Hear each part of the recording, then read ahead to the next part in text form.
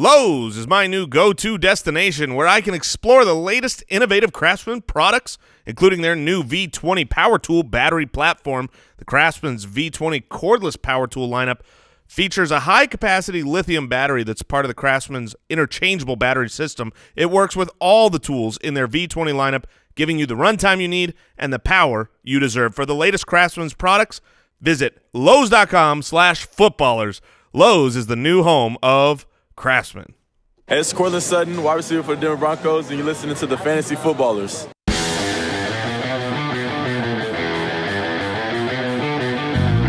Welcome to the Fantasy Footballers Podcast, coming to you from pristineauction.com studios with your hosts, Andy Holloway, Jason Moore, and Mike Wright. Welcome back. It's another beautiful day.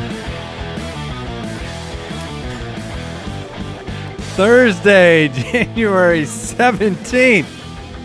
Or so that's what they would have you think. Wait. Oh, you're saying because we're recording this a little early? That's correct. Okay. I thought you were doing some Dr. Seuss over there. No, Dr. Seuss. It rhymed, Mike. Oh, more like Dr. Brown. I said Thursday, January 17th. Or so that is what they'd have you think. First, you record. Those rhyme? Yeah, they rhyme. They rhyme enough. Yeah. Yeah, they do.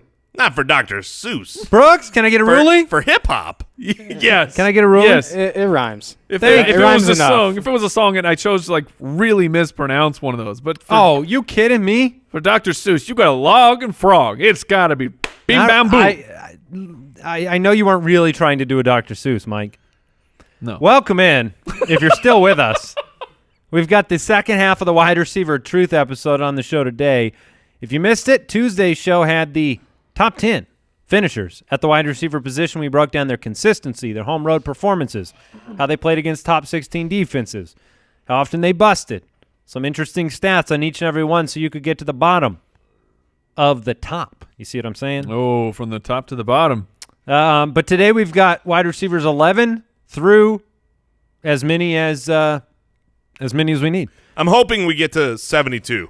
I doubt it. All right. All right. Somewhere between 11 and 72. I'll take it.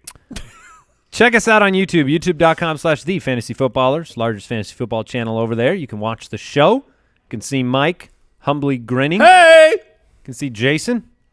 Oh. So giving the Yeah, the beehole look.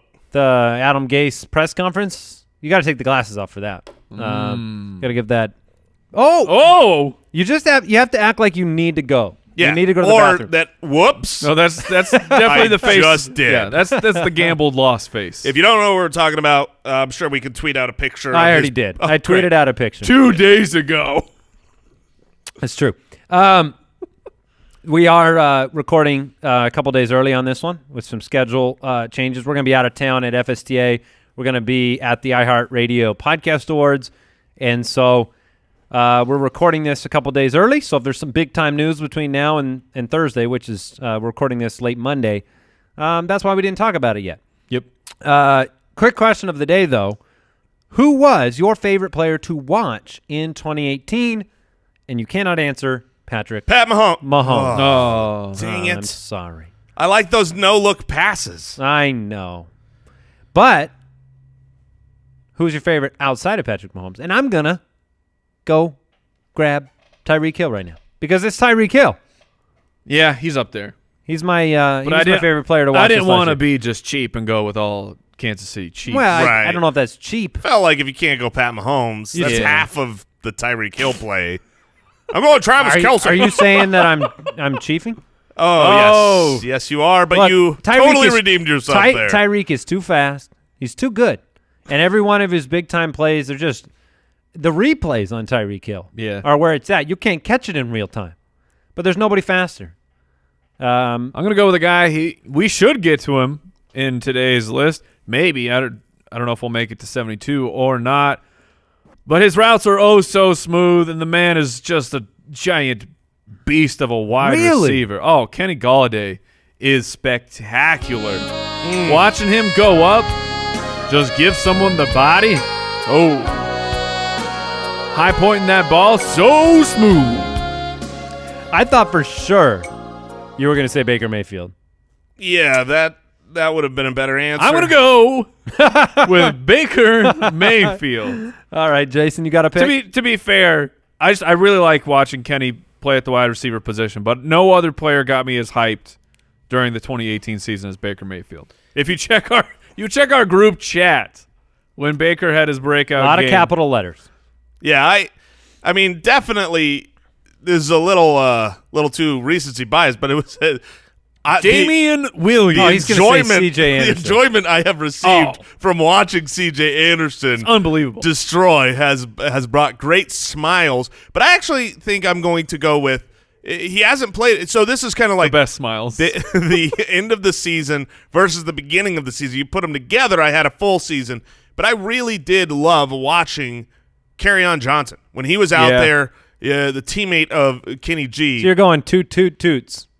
No, for your two picks. Well, the thing is, Kerryon and CJ. This is true. When you really tout a guy and then you watch and they're doing what you said, it brings extra enjoyment. So I guess so. Brings a great smile. That's why you enjoy watching Baker. It's not because you said, Sure. You know who I didn't love watching? Mitch Trubisky.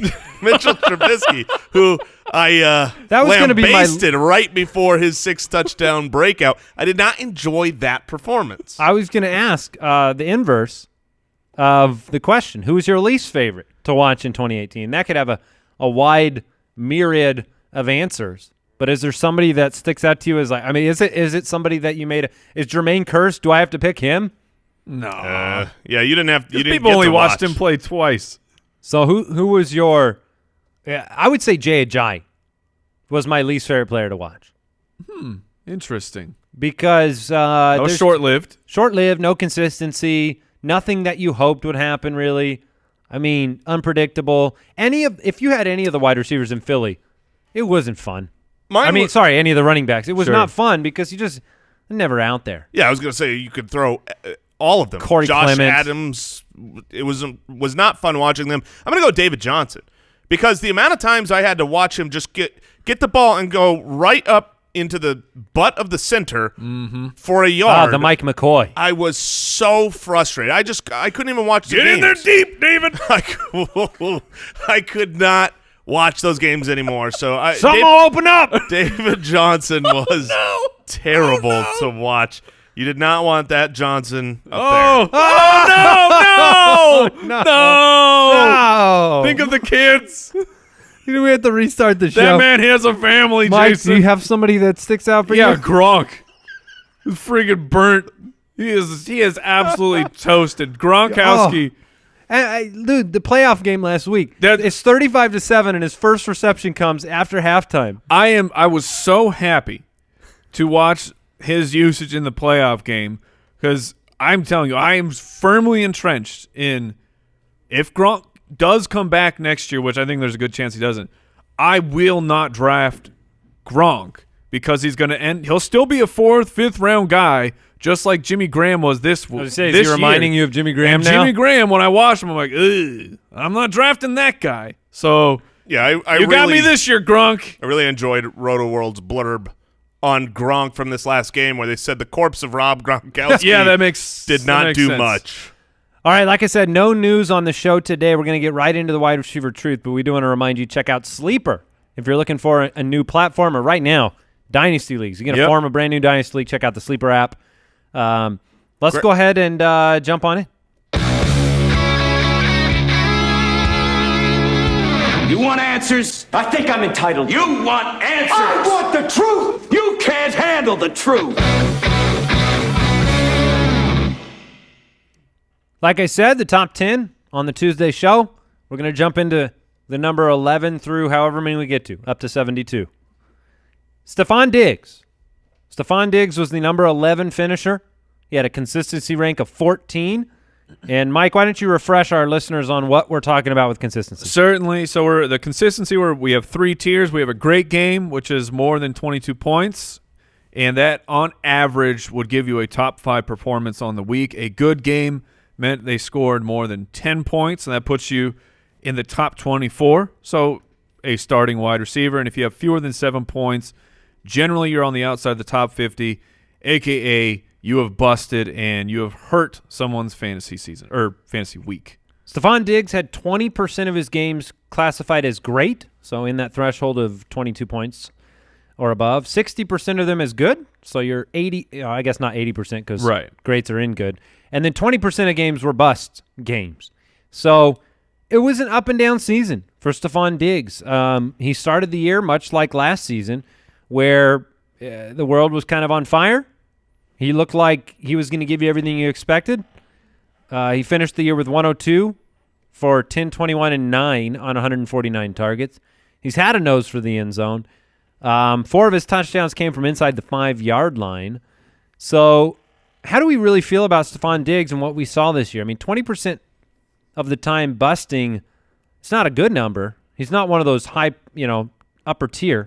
Yeah, it's not a great number when compared to the high-tier guys. It actually is a good number when you look at the wide receiver position as a whole, but the reality is the Minnesota passing attack, both Adam Thielen and Stefon Diggs, got off to a better start in the beginning of the year. Thielen really fell away. If we talked about him on the last episode, I believe he was the wide receiver 27 over the back half of the year, while Stefon Diggs over the second half of the year was on a per-game basis the wide receiver 13. So he was a much more serviceable player. That's why I think come draft time, Stefon Diggs will once again creep ahead of Adam Thielen as the wide receiver to own. As not my opinion, but I think average draft position, that will happen. So tell me why that's not your opinion, only because I asked that because you have a half of a season where you saw the disparity between them flip. So you got half a season with Thielen dominating, setting the world on fire, half a season where Diggs was better. And the second half where maybe Kirk Cousins was more settled into what he was going to do. So why do you believe Thielen is the better pickup? Because it's not like Diggs was, 102 receptions. That's a lot. Yeah, it's a lot. Fewer than Adam Thielen. And look, we've had multiple years of this where it continues to happen. And one of the things that, we talk about our notebook that we try to write down things to remember for the next season. And one of the things I really do want to remember for next year is to grab players who can get off to hot starts. And I think Adam Thielen, Diggs has been, one of those second half of the year players for a couple years in a row where you kind of are tantalized at the end. His first half was his first pretty half strong too. Yes, the Vikings passing attack to start the year was just fantastic.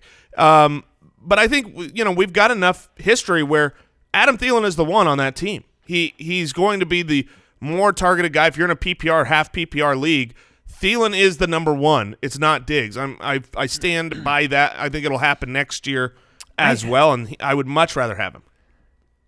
Man, I feel like we could talk about that for a while. Yeah, and it's about because Diggs ceiling. Diggs is 25 years old. Yeah, that's what it comes down to is have we seen the best of Stefon Diggs? I believe the answer is no. That's kind of where I fall. And maybe, we joked on the last show. I was like, maybe I'll take Diggs ahead of Thielen. I won't, I don't think. But Diggs he's a wide receiver 1. That's what he ended the year at with a pretty darn impressive season. And sometimes he can get overshadowed. It'll be an interesting debate. I'm sure we'll have it all off season, regardless of where we fall. Keenan Allen, number 12. Man. Also number 12 on the consistency charts, 13% of his games busted. Which is a very good number. Yeah. As far as a low amount. 56% were good, and then just 13% of his games were great. He did not have, outside of week 13 where he put up 30 fantasy points, did not have a tremendous amount of those kind of week-winning type of weeks that you saw from guys like Tyreek Hill or Amari Cooper. Or Keenan Allen last year. So do you read into that as a big negative, Mike, with Phillip Rivers getting up there in age? He was 97 for 1196 and 6. That's disappointing too. Right. On 136 targets. I don't. I like the fact that about halfway through the season, you had a full squeaky wheel gets the grease, where Keenan Allen essentially told Phillip Rivers, "Throw me the ball," and then you had a huge stretch run from weeks 9 through 14 where he was averaging over 19 fantasy points per game in that stretch, he was the wide receiver 2. Tyrell Williams, we'll see what his status is coming back to the Chargers. Does it go back? Will it be just Keenan Allen and Mike Williams as the primary wide receivers? So I think that Keenan Allen, this is a good range for him. Let me ask you guys the same question. Do you want Keenan Allen as your wide receiver 1 in 2019? No. Are you content with that? I mean, with that? I would be content with that depending on where he falls, but he's not who I would want. I would want someone a step above. You did see, I mean, look, this is the second year in a row where Keenan Allen's been in the first half of the season and really took it to that next level the second half, and there's a place for that. But in fantasy, when your playoffs are starting around week 13, the first half of the year matters so much more than the second half. You can't win the championship if you don't get to the playoffs. And trust me, I've tried. Through the first half of the year, the real issue was touchdowns, right? Keenan Allen had one touchdown through the first 8 games. I believe that came in week 1, and he was the wide receiver 30. So, I mean, I had him on that team that I thought was going to dominate that completely just imploded, and Keenan was part of that. I think there are enough weapons there where can he be the number 1? Absolutely. Can he be a number 1? Yes. Will he always? Probably not. Weeks 9 through 14, he was second, the wide receiver 2 in that span, 19.2 fantasy points per game. So that was his a run of basically 6 straight games where he was on fire. And then kind of when we were saying, like, do you give up on him now as being that top-tier guy? On top of that, the final 3 games, he injured himself in week 15 and came back. You didn't think he was actually going to play, so it's very possible that he could have just continued his very hot stretch there if he hadn't had I think it was a hip pointer. I mean, you had just 2 catches in the playoff game as well. A career year from Phillip Rivers. No Hunter Henry. A lot of things actually went positively for Keenan Allen. Yeah, and I think Mike Williams over the second half of the year, he's somebody to look at next year. They're gonna the kind of targets he gets in the red zone. If he can be a high volume guy, he's gonna be big. Brandin Cooks, number 13 on the list. Consistency rank, 19. 19% of his games were busts, 50% good, 25% great. Brandin Cooks, and Mike and I think we were talking about this a little bit last week, 80 for 1204 and 5 on 117 targets, also known as what Brandin Cooks does in every single season of his career, no matter what team he's on, no matter what quarterback he has, no matter what offense he's been in. Mind you, they've all been very good offenses, but you can book him for 1,100-plus yards. I mean, that's pretty much always going to happen with Brandin Cooks as long as he's healthy. Yeah, the question for him will be, what ceiling do people buy into? Like, do they think Brandin Cooks is 2 rounds better than Robert Woods? And I don't think that he's not. I don't think he is. But when the Cooks will be when the drafted mainstream ahead drafters come in, yeah, similar to Thielen and Diggs, I think that Brandin Cooks will end up being drafted ahead of him. So I think people are with Woods this year. Between the end of last year and what he did this year, I don't think he's going to be considered. I don't think he's going to be undervalued to the degree you guys believe he will be. He's been on more common. He's one of the more common players on championship rosters this year. Who's drafted first, Brandin Cooks or Robert Woods? I think they're going to be almost in the identical spot. I really do. I think they'll both be in the exact same spot. Cooper Kupp's going to be the real interesting one, coming off the ACL. He'll be below both of them. Certainly because of the injury, but he was unbelievable. And Brandin Cooks really tailed off as soon as Cooper Kupp was out of the lineup. Yeah, it's strange. But against top 16 defenses, no difference really. He was much better at home, almost 6 fantasy points a game better at home, so something to bear in mind heading into next year. Anything else you guys want to touch at? 75.3 yards per game this season. That's his highest of his career. No, he's really solid. And young. Yeah, he's solid, young, fast. I mean, he's going to be a good pick. He's my guess is where he goes, he's going to be drafted around people that I feel like I will probably select others. If it's like – Well, wait, Diggs. I wanted to ask you. Diggs and Cooks are near each other in these ranks, and they're the same age. And, very similar players. I would probably take Cooks over Diggs. I would take Thielen over Cooks. Okay. which makes sense with my Thielen over Diggs. Yes, it does. Yes, it does. If you take It was going to be real weird. Well, no, I mean, It's a you can still trifecta. go Cooks, Thielen, Diggs, right? Because that's still Thielen over Diggs. But I'm putting Thielen ahead of those guys for me personally. All right, let's see what you guys are feeling about number 14 on our list. T.Y. Hilton. T.Y. Hilton is a gamer. He played many, many weeks with an injured hamstring. The head coach even came out and said he probably should have taken some weeks off.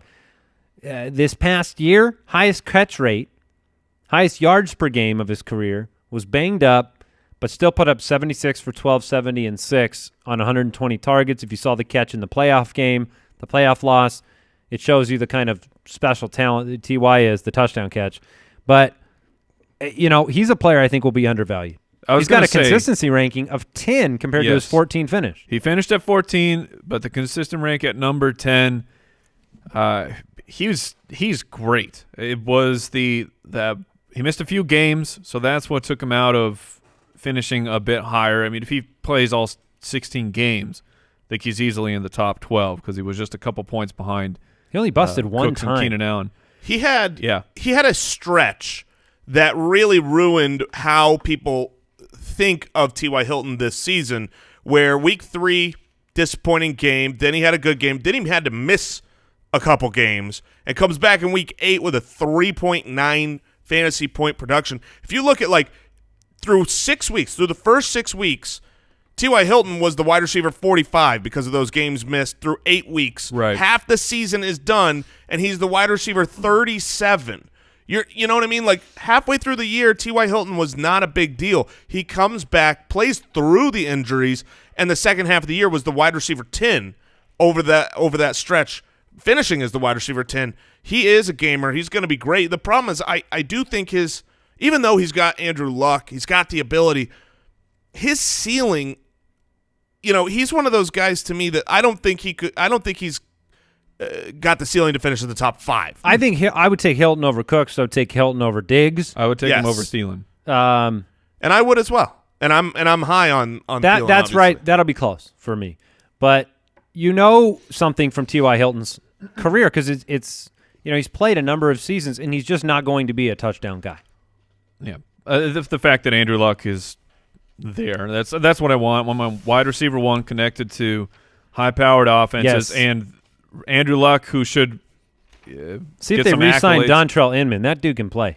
Yeah, he's a great too. He's a great too.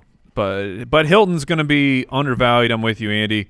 Before we move on to number 15, want to thank today's sponsor. It's a new sponsor. Oh, it's Butcher Box. Ladies and gentlemen, Butcher Box delivers healthy 100% grass-fed and grass-finished beef, free-range organic chicken, heritage breed pork, and now wild Alaskan salmon. You get fresh, nutrient-rich.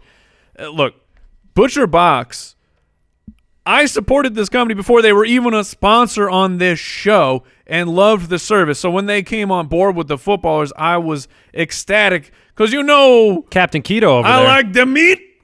I like the meat powers my keto diet. And all their meat is frozen at peak freshness and individual vacuum-packed, biodegradable packaging delivered right to your doorstep. You can cook with the peace of mind knowing that all ButcherBox meats come from humanely raised open pasture animals. They're never fed antibiotics, hormones, or fatty fillers. The meat is fantastic. The meat is plentiful. You got to check them out. For $20 off your first box and 2 pounds of free salmon, go to butcherbox.com/footballers and enter footballers. That's butcherbox.com/footballers. Enter the code footballers. You're going to get $20 off your first box and 2 pounds of free salmon. Also, support for today's show comes from our friends at HelloFresh. Make conquering the kitchen in 2019 a reality with deliciously simple recipes from HelloFresh. Look, all the meals from HelloFresh, they come together in 30 minutes max. They call for less than 2 pots or pans. They require minimal cleanup. Each week they deliver the pre-measured ingredients and easy-to-follow 6-step pictured recipe cards to your door. Easier to follow than it is to say. You're darn right. They have 3 meal plans to choose from, classic, veggie, and family. Look, our family's been getting the 2 times a week meal plans from HelloFresh for over a year now. It's the perfect amount for our family, and when you're taste change, you need to put it on hold. It's super easy on the website. Take advantage of HelloFresh's special offer for 2019. Get $80 off your first month by going to HelloFresh.com/footballers80 and enter promo code footballers80. That's HelloFresh.com/footballers80 and enter promo code footballers80 to take advantage of HelloFresh's special offer for 2019 and get $80 off your first month. Speaking of all this food, let's talk about Hot Lockett. Well, what do you even make of this man's season? It's unbelievable. It's impossible. I'm saying it now. Anomaly. Fair. I tend to agree. I really do. Because 57 for 965 and 10 on 71 targets. Not a lot of targets. No great games by our consistency metrics. And Tyler Lockett is the player we're talking about. Oh. Just in case you didn't know who Hot Lockett is. Wide receiver for the Seattle Seahawks. So here are players that had more targets than Tyler Lockett in 2018. Okay? Okay, I'm listening. Antonio Callaway. Okay. Josh Doxson. Devin Funchess. DJ Moore. Cole Beasley. Well, Cole Beasley, of course. When you catch the Beasles. Yes. Look, The craziest he stat. just scored about once a game all year long. The craziest stat that maybe I've ever seen. I don't know. This is just insane. So Russell Wilson, when targeting Tyler Lockett, had a perfect passer rating of 158.3 on the season. He had 71 targets. If he threw it to Tyler Lockett, He had a perfect passer rating. passer rating. The previous record since 2002 of a quarterback throwing to a wide receiver with a perfect passer rating, the high for target count was 15. 15 targets. Well, sure, you could have a perfect passer rating because you get a couple touchdowns and whatever. 71 targets to Tyler Lockett, and Russell Wilson had a perfect passer rate. Now, please remember, when we talk about Tyler Lockett in this context, we're talking about fantasy football. Tyler Lockett, the player, as evidenced by that passer rating, has been everything and more that Seattle could have hoped for when they locked him up on the extension. But 57 receptions. I just don't know if what that says. Under 1,000 yards, 57 receptions. If he doesn't score, you're in trouble. That's all that is. Yeah, and they don't throw the ball enough. And he scored 10 touchdowns this season on only 57 receptions. That's anomalous. That's not something that's usually going to repeat. 5'11", 170. You had Doug Baldwin miss a ton of the year, and when he was out there was not really himself for a lot of the year. And like you just mentioned, Andy, this team clearly went a completely 180. They went away from Russell Wilson, the passer. They ran the ball. They got back to the good old 1970s and said, Schottenheimer. yeah, we're going to run the ball smash mouth. And there's not enough volume to trust here, and I'm not trusting the touchdowns because, look, every player we've talked about, every wide receiver on last episode and this episode, you want to know what they could do for you? They could be a dominant one to go out there and win your week. They could go out there and have a monster game. Tyler Lockett never did that. He literally did not have one game over 22 points. I mean, his high peak was 17.9. No, 19. He had a 19 week. Yeah, it was 19. Most of the time what would happen is he'd go out, have a mediocre game, catch one touchdown, so he was fine. Oh, he's great, okay. yeah. But when you're talking about a top 15 wide receiver, finishing ahead of other players who could go out there and dominate some games, in hindsight, Tyler Lockett was a good play all year, but you just can't trust that. You can't project that. Tyler Lockett's a darling because of where you drafted him and what he performed, based on that drafting. So for me, his consistency ranking was 21. He finished as 15. I'd put him right around 21. 21, 22. I'm comfortable there. Where's Baldwin? Baldwin's behind him. No. Oh. Yeah, for real. Yeah, because Lockett earned that. And he earned, the dynamic there with Russell Wilson and what that offense is doing and what he performed, how he performed all year. I feel like Lockett earned that. And Baldwin has to earn it back. I think Baldwin dealt with so many injuries this season. Yes, he did. What a great point. Well, I'm saying I don't for think next year though. I don't think Lockett earned it away from Doug Baldwin. I think Doug Baldwin was not available to be that number one wide receiver this year. I think you're making too many excuses for Doug Baldwin. Because, yes, he was banged up. But this is a guy who played in what? He played in a majority of the games during the season. So banged up or not, he wasn't himself in a lot of these games where he'd come out and say, I'm 100%. I can do everything on the field. I just wonder if that's a little bit of denial on Doug Baldwin's part. I just looked up Baldwin's age. 30. Any guesses? I think he's 30. He is 60, but that is Alec Baldwin. Oh, my He is 30. You are correct. Is that why you were laughing? Did you type Alec Baldwin's I just said name in? Baldwin age, and I got Alec Baldwin, who is 60 years old. Doug Baldwin is 30, so he's still not over the hill. He has 3 Golden Globes? Yeah, I'm surprised. So wait, 2 Tyler Lockett's equals 1 Alec Baldwin? Is that what we... 2 Doug Baldwins equals 2 1 Doug Alec Baldwin. Oh, okay. You can get like 2.5 Tyler Lockett's. Look, again, I feel like this was a very negatively framed discussion about Lockett, and it's just because those numbers, you don't generally see them. Like his volume needs to go up for him to be here. So you think you'll draft him around the 20th wide receiver? Yes. 2021. 2021. I would be surprised if he's that high in my rankings. I mean, I'll probably have him projected for 7 touchdowns. You got to put him ahead of Tyler Boyd? No. So I would put Tyler Lockett ahead of Tyler Boyd. I would not. AJ Green. I love Boyd.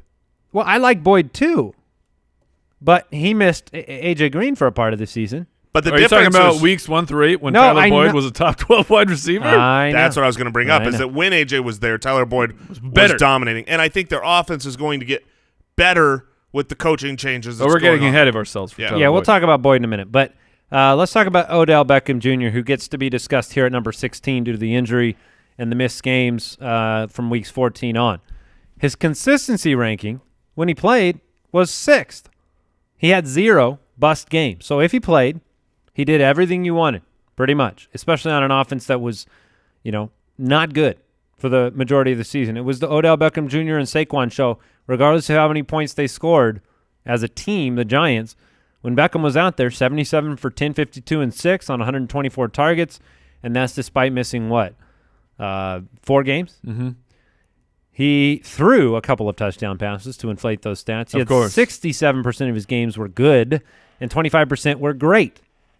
He was actually down a bit against top 16 defenses, 5.5 points less against them, which is interesting. But the question for Odell and confidence levels in him is, you take everything he's ever done, which is he's always a top 3 guy if he's on the field. But then you take his quarterback situation, and you have to ask yourself, are you confident going into next year making him a top 5 pick? Yeah, I am fine making him a top 5 wide receiver option next year. You've got year 2 of Pat Shurmur coming over. You could just tell the difference. I mean, look at the first half Giants versus the second half Giants. The first few weeks, it looked like the Giants were going to be as bad as any team in the National Football League. They were putrid on both sides of the ball. They were making moves that appeared like they were selling, right? They traded away Snacks Harrison for draft picks. They're playing for the future, but they've got capital. They've got ammunition in the draft. I think they'll be able to improve their team. Now, Eli's not going to be any better. I think that's the problem. But even with the decrepit Eli Manning, they'll take a quarterback at 7. That's what I think. I doubt it. I think Haskins could go to them at 7. I mean, I wouldn't blame them for doing that at all. If that happens, Are they before or after the Jags? I would. I thought they were 1 pick before the Jags. Ooh. I feel like I would downgrade Odell with a rookie quarterback. Well, what you want is at least somebody in the wings. I wasn't saying that rookie quarterback's going to start next year, but the situation of tumult and wondering what's next it's great for could be dynasty. solved. Yeah, the Giants are picking at 6 and the Jaguars are 7. There you go. So I would not be surprised, but we'll find out. There's so much time. Combine. Sure. Got to see how players perform. But I think Beckham, it won't shock me to see him be overlooked. And not necessarily overlooked that he's going to be outside of the top 5 wide receivers, but he maybe treated like Julio's been treated in the past. Yeah. I think there's going to be an injury discount for Odell. Well, should there be, though? I mean, should we be worried about the injuries with Odell? I'm not. No. Why aren't you? I don't know. I get that it was the past 2 years, but they just seem like, I don't know, just anomalous injuries. You're injured until you're not. So I'm not going to buy that Odell Beckham is an injury-prone player. And if I would say, if this was like a non-contact thing that's happened, but when he rolled up his ankle on that play where it just got kind of trapped and tackled wrong, and that's one of those. I would rather it happen that way, in sort of a little bit more of a freak accident than just his body failing him. Tyler Boyd is number 17, so we can talk about him now.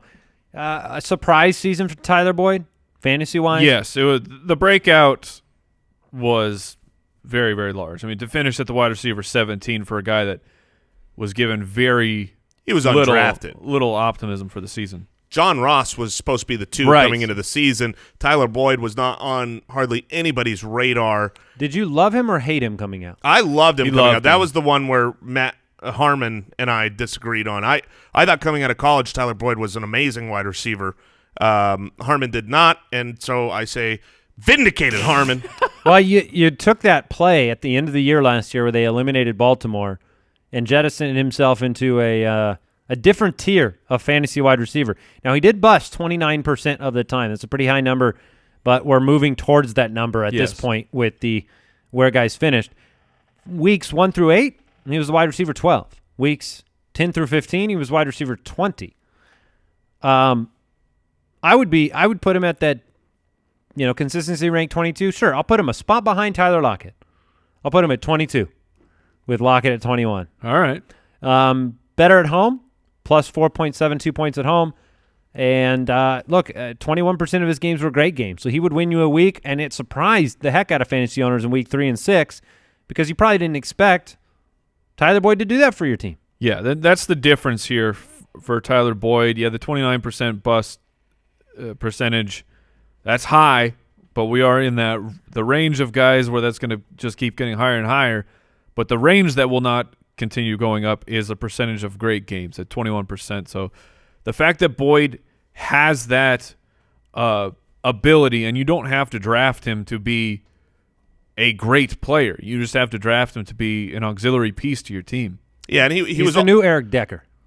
Sure, I like that. And Eric Decker was great on your fantasy team. Yeah, and I think the Bengals offense takes a significant step forward this next year. They've got the pieces there with A.J. Green. I still think Dalton is better. He was over 4 points a game better with Dalton than when Dalton wasn't there, which makes sense. As much as we like saying Driscoll, he's not a good quarterback. Well, and this could have, very well happened. Well, no, this show's coming out on Thursday, so it won't have yet. But Zach Taylor looks lined up to be the next head coach of the Cincinnati Bengals, coming over as the quarterback's coach from Sean McVay's Rams.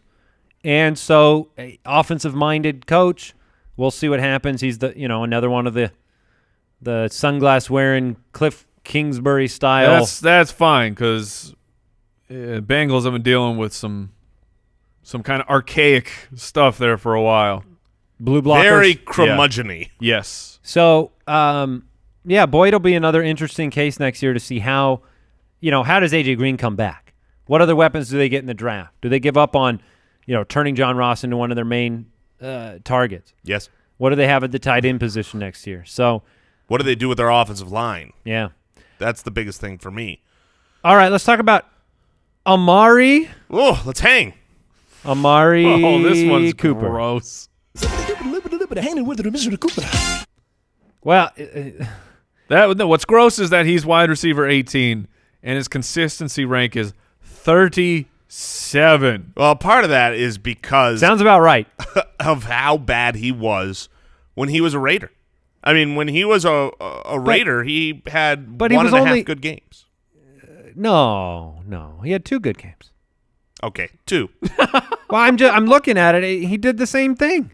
But his bad games were not. His bad games weren't as bad in.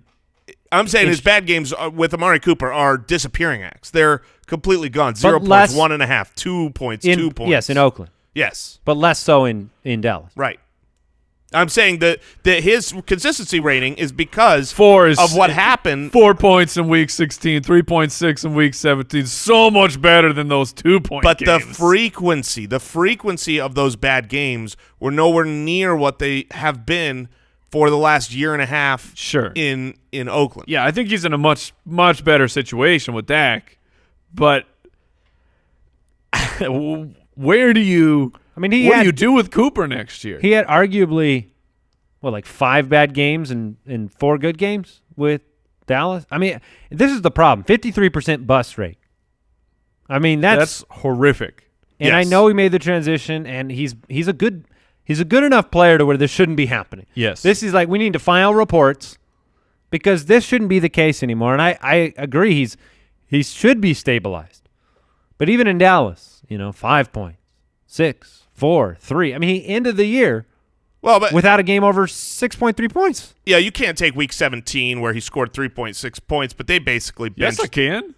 No, he played. The only person who didn't play week 17 was Zeke. I know he started. Did he play the whole game? I'll pull up his snap count. I feel like they Mike, let him have week 17. The previous 3 years of Amari Cooper are what I'm talking about, and I just don't know what. Like, I am gritted teeth, blindfold, going full Sandra Bullock when I put him in my lineup. That's all I'm saying. I'm not looking. 84.4% of the snaps, Jason. I would say that is a full allotment of snaps. I would say it is identical to the week prior. So that is fair. Weeks 12, 13, and 14, that 3-game stretch, the super stretch. The Super Cooper? More fantasy points in those 3 games than he had in the first 9 combined by a margin. I mean, we're going to have to this is like the offseason story I don't want to talk about every year, and yet we have to. Because he keeps making here. If he had stayed in Oakland and done this, we could have put him to bed. We could have been like, yeah, Amari Cooper sucks. Get ready for Amari Cooper and Derrick Henry all summer long. So wait, are you taking Amari Cooper ahead of Tyler Lockett, Tyler Boyd? Yes, not Boyd. Are you too, Mike? Ahead of Lockett. Probably ahead of Boyd just because of what he could become. Yeah, for the 5th year in a row. Or whatever at least he is the number 1 there. I come to think of it, I would probably take him over Tyler Boyd. When you're in that point in the draft, I have an off season. I'm swinging for a guy that's really going to come through. Exactly. He'll get paid, right? Yeah, he's already being paid. Yeah, he's going into his 5th year. Am I remembering that correctly? Because then it would be he'll be in the option, and then they have to re-sign him. I mean, they have to re-sign. I'm saying he will be paid as a super one. Yes, he will be paid. You don't trade a first-round pick and then rent a guy for a year. I will compare every player after him in this rankings to him and ask you guys what you think, because I think that'll help us determine the upside there. So number 19, Jarvis Landry. By the way, Jarvis Landry or Amari Cooper? Amari Cooper. Cooper. Wow. All right. 176 points this year from Jarvis Landry. 81 for 976 and 4. 150 targets. That's a lot of targets. Not as much production. Consistency ranking of 25. Obviously a season in which you could argue massive tumult, right? You start the season with Tyrod Taylor, you go to Baker. You start with Hugh Jackson, you go to Greg Williams, and ultimately Freddie Kitchens as the offensive coordinator. You are on a new team for the first time, which we know is a difficult thing. Whenever these transitions happen, we're always warning people, and we did this offseason. You think he's going to be everything, but you just don't know how they fit in and the rapport. End of the year with some good games, right? 13, 23, then 5, 9.8, and 18. I just don't know what to make of him next year. We knew that the touchdown totals weren't going to be very high, and that hurt you. 25% bust, 38% good. That stinks. And then only 13% great games. Yeah, he's not exciting to me. Look, Baker's great. I think Baker takes another step forward in his second year. There's going to be more yards to split amongst them and more touchdowns. But Callaway should really step up into his year too. And Njoku should come, to be more of a regular, more consistent weapon. And Jarvis Landry, I think, is going to be one of a lot of really good options Baker has. And while he'll lead in targets, I don't think that he is a dominant one that you can rely on next year. I do think his talent and his skill is great, but Baker's going to go wherever the open guy is. And, sometimes a quarterback that spreads the ball around can really hurt the wide receiving options, even though it's great for the quarterback, in fantasy. So I'll like Baker more than his perceived number one target is kind of my point, and I think that'll be who Jarvis is. Yeah, and you saw with the new offense, with Freddie Kitchens really calling the show, from weeks 9 through the end of the season, Jarvis didn't have a double-digit target game. Meanwhile, those first 8 weeks, there was only one time he didn't hit 10 or more targets. Well, a lot of those games were with Tyrod Taylor. A couple of them were. Some of those heavy targets were still Baker, but I'm saying the offense completely switched, and when it switched, there was massive success for the Cleveland Browns. I think he's going to be a really interesting potential bargain next year. The upside career is low still in there, receptions. yes. I get that. I like the fact that his yards per catch was up. He's up at 12. He was at 8.8 in Miami last year, that 112 year. You said he throws it to the open man. I'm with you on that. Jarvis he's been the open man a lot in his career. So I still think there's a lot of upside there from a talent perspective. It will be interesting to see what happens with Callaway. We're not going to talk about him on today's show, but he was a very inconsistent player with a lot of talent. If we make it to 72, we will. Calvin Ridley, number 20. Believe it or not, Calvin Ridley. How did he get up here? Here's how he got up here. He's got a consistency rank by us of wide receiver 39. That means he was boom bust. You know what I mean? He had just 10 touchdowns, a monster game or two, and that's where all the production came. He is a quintessential truth episode guy, because what you're going to see is that in his rookie year, he finished as the wide receiver 20, and he's going to take a step up in year 2. They got rid of Sarkisian. There's going to be a lot of narratives that say this should be a great year for Calvin Ridley. I'm not buying it. I think Calvin Ridley is great for the NFL, great for the Falcons, great for Matt Ryan, but this is the Julio Jones show, and will continue to be next year the Julio Jones show. I don't think Calvin Ridley maybe he takes a step forward in consistency, but a step back from those 3 touchdown games that were just kind of unpredictable, right, unrepeatable. And Sanu is not going anywhere. He's under contract for the next 2 years for a good value. Yeah, I think the counterpoint to Ridley would be based on the fact he's going to be coming into his second season, set the franchise record in touchdowns. Franchise rookie record. Yeah, franchise rookie record. 64 for 821, 10 touchdowns. I think he could take a step up and still end up at 20. Exactly. That's what I'm saying. Yeah. It's like he could be a 75 for 1,005 guy next year. He would be somebody that I think you could hotly debate Tyler Lockett or Calvin Ridley, which would surprise people. But Ridley has a ton of talent. This was kind of the unanimous number one guy coming out of college last year. Before the combine, he was. Yeah, before the combine, but he's completely sound. He finds a way to get open. He earned the trust over the better part of the year of Matt Ryan. I just think he's a very interesting name. Now, when he played a tough defense, he got destroyed.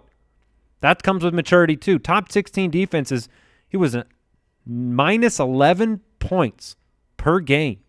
Wow. So, yeah, he busted like crazy, like Jason said. He was a boom-bust guy. I just think if you're going to give me a boom-bust guy, give me one that's in his early 20s going into his second season that made monster plays, that had the capability of a 7 for 146 and 3 game. Not everybody can do that.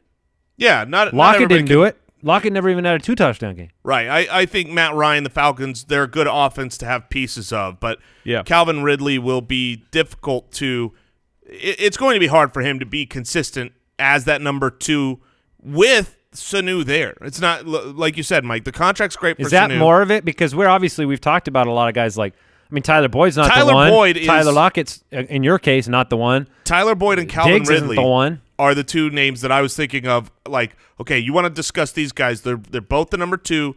They both actually could get volume. They're both in decent offenses. Calvin Ridley has the higher draft pedigree, the better quarterback. But I still think I lean towards Tyler Boyd out of those 2 guys. I think I want to just give you guys kind of a lay of the land, the Foot Clan out there, of some more names and just kind of where they finished on the season and then where their consistency ranking was. So that way I think that'd be better than breaking down any more beyond 20. Kenny Golladay was 21. His consistency ranking was 26. 9th most air yards in the league. Julian Edelman, who, by the way, against the Chargers, just eviscerated them. What a performance. 22nd on the year, despite the suspension, right? Consistency rank, listen to this. Tied for 4th. Yeah. He was amazing. Just solid every 0 single busts, week. 0 great games by the definition we gave earlier. 83% of his games were good. You want 15 points in a half-point PPR? You pick Julian Edelman up. He's a dream wide receiver, too. If I could have Tyreek Hill and Julian Edelman. Yeah. Yeah, and moving into next year, assuming that the plant man Tom Brady is back, Edelman is going to be nice. And Gronk nice will target. be phased further out even if he is back. That's what I mean. Or he's gone. 99. Here's a 16-game pace. 99 catches, 1,133 yards, and 8 touchdowns on 144 targets. So, hasn't lost a step. He is getting older, though. Oh, yeah. How But old is I Julian think Edelman? Wes Welker had a phenomenal year at age 33 or 34. He played. Yeah, he's 30. He'll be 33 when the season starts next year. So I think there's his style of game and the offense he's in, I think, plays well to his age. Yeah, I looked up his age. He's 60. He's 60 years old. Him and Baldwin go hang out.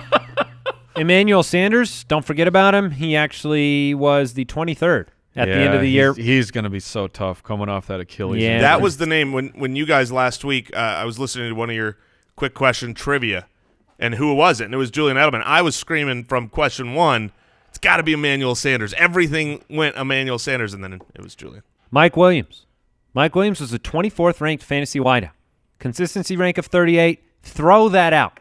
Throw it out the window. Don't care. Mike Williams is coming. Mike Williams had 43 catches for 664 yards and 10 touchdowns. He's a beast. He's a monster.